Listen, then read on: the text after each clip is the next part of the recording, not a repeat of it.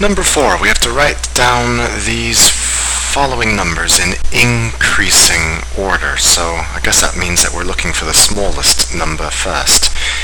You remember that when numbers have been written with negative exponents, they are very small numbers.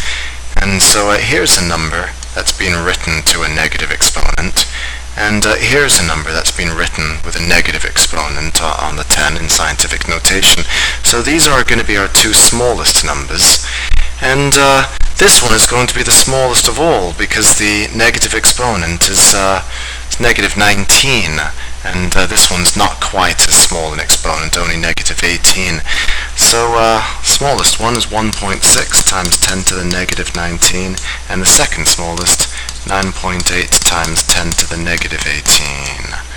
Okay? Of course, if these two exponents had been the same, well, I guess actually this one's still smaller, isn't it? Because the 1.6 is smaller than the 9.8.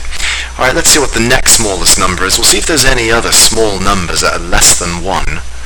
And it doesn't look that way, does it? Because this one's bigger than 1, this one's much bigger than 1, this one, once we move the decimal 5 places, will be bigger than 1, and this one, once we move the decimal 6 places, will be bigger than 1, and of course the pi is bigger than 1. So of the 5 numbers that we just described, which one is smallest? It's going to be pi, because that's approximately 3.14, followed by the 3.5, which comes shortly thereafter. Now we've just got these, so we've handled the ones that I've underlined. Okay, we've got just those 3 numbers involving the 6073 coming. If I moved this one over 5 decimal places, I'd see I'd have 2 zeros at the end of the number, while this number here only has 1 zero after the number. So this number must be smaller than this number.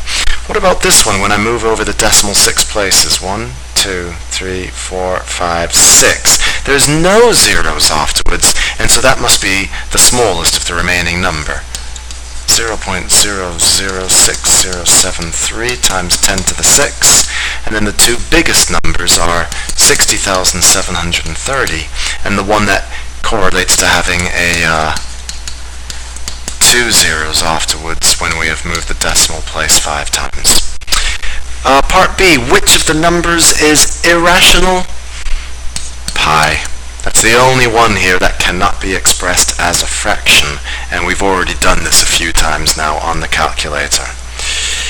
Let's just check the solution key, and for number 4, you can see the negative 19 exponent is first, the negative 18 follows, pi 3.5, and then our 3 numbers according to their size. Once I convert them all into standard notation, then it's a lot easier to compare them. Number 5. So we've got a universal set of the integers from 1 to 20, and A and B are subsets. A is all of the even numbers. So let's between 7 and 17. So let's write down the elements of A. The even numbers between 7 and 17, that's going to be 8, 10, 12. This is even numbers, right? The numbers that can be divided by 2. Part B, we need to look for the set of multiples of 3. So in between 1 and 20, our universal set, we're dealing with 3, 6, 9, 12, 15, 18, all the multiples of 3, and I'm done, right? If I keep going to 21, then I'm going to be outside my universe, which is restricted from 1 to 20. And by the word inclusive means that we are including the endpoints 1 and 20. Now we're looking for A union B, and actually I don't know if I can really, yeah, A union B. So I'm really wanting to write down all of the elements that belong to either one of these sets. So I'll include sort of anything that I see at least appearing once. I'll write them in order. 3, 6, 8, 9, 10. I can see a 12, a 14, a 15, a 16, and an 18. Those are all of the numbers I've written down in one or both of those two sets. And lastly, A intersection B naught. If I want to say this in words, I'm saying, what are all of the numbers between 1 and 20, inclusive, right, our universe, that are in set A and are not in set B? Or in other words, what are the numbers that are even numbers between 7 and 17, but are not multiples of 3? Okay, so the numbers that are inside set A, but are not inside set B. Well, 12 does appear in set B, so we can't count that one. But these 8, 10, 14, 16, these are even numbers that are not multiples of 3, and so that will be the solution. 8, 10, 14, and 16. And you could have, I suppose, drawn a Venn diagram to help support you on this. So we could have had our universal set, our set A, our set B. We'll fill them all in. We can see that 12 is the only number that belongs to both set A and B.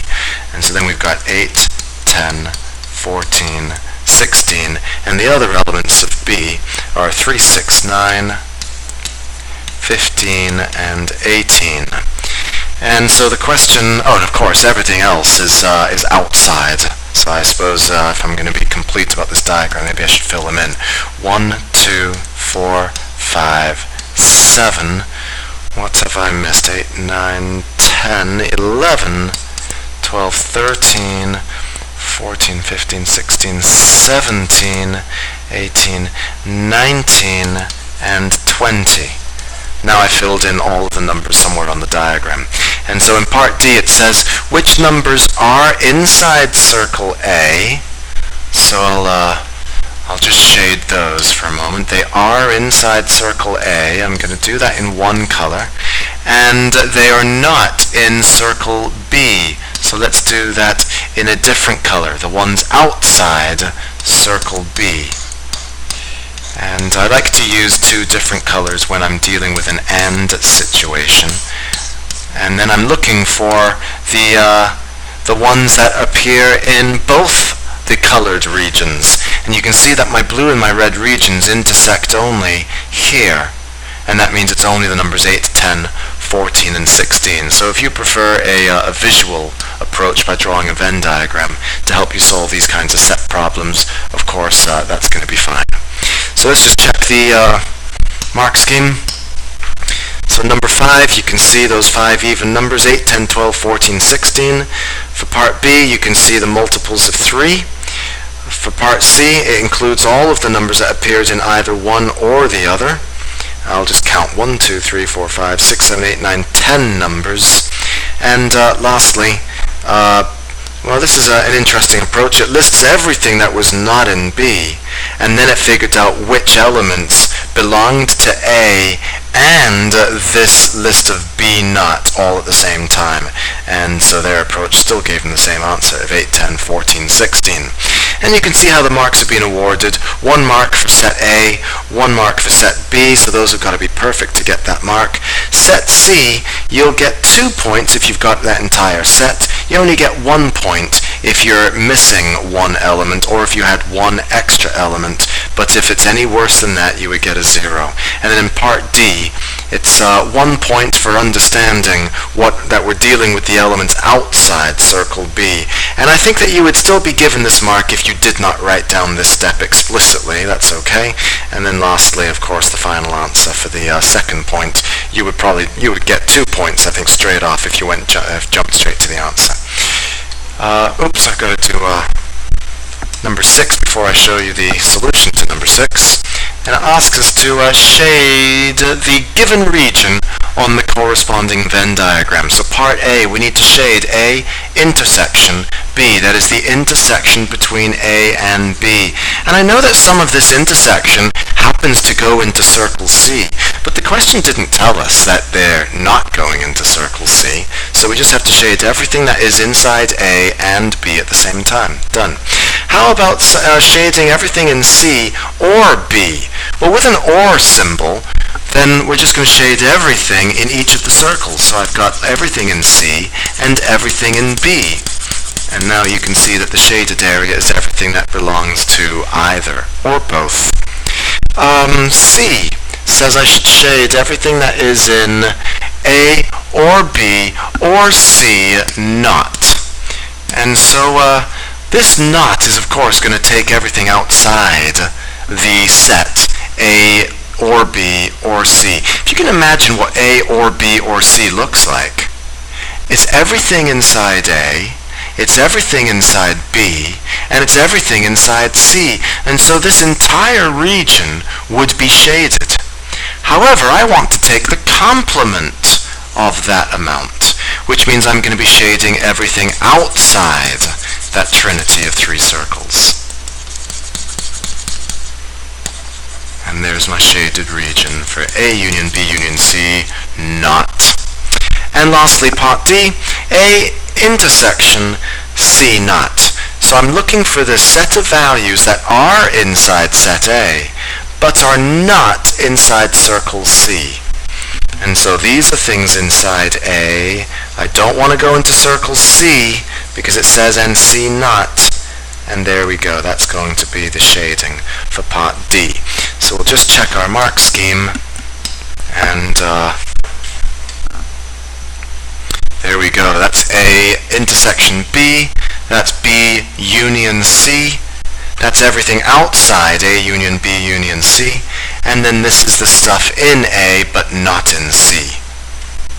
And it's 2 points for each correct shading of the diagram. And that means that if you got it only partially correct but partially incorrect, that would be 0 points on that particular part. Okay. Alright, going back to the question sheet, we can move on to number 7. We got 100 children making a note of what they drank on a particular day with water, coffee, or fruit juice, and we need to represent the information on a Venn diagram. And so I'll draw my 3 circles and a box around the outside. Don't forget the box, it's a part of the Venn diagram.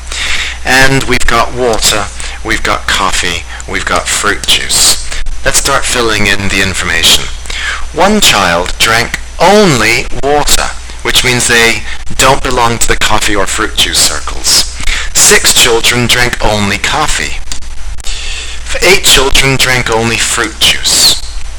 5 children drank all 3. So it belongs in the intersection between the 3 circles. 7 children drank water and coffee only. Now, that word only changes everything here. Because we've been given the word only, I don't need to worry about the subtraction. Water and coffee only, meaning not fruit juice. There we go. If that word only had not appeared, well then I would need to put just a 2 in here because they would be telling us that this entire region is 7. But because they're saying only, then we can fill in a 7 into that spot alone. 53 children drank coffee and fruit juice only. And 18 drank water and fruit juice only. Okay, part B. How many children drank none of the above? Well, let's count up all of the children we've got so far, remembering that we should have a total of 100 children. So if I add these 7 numbers together, 1, 8, 6, 14, plus 5, 19, plus 53, 72, plus 18, 90, plus 8, 98. And so I've got 100 total students, and if I subtract the sum of all of these numbers,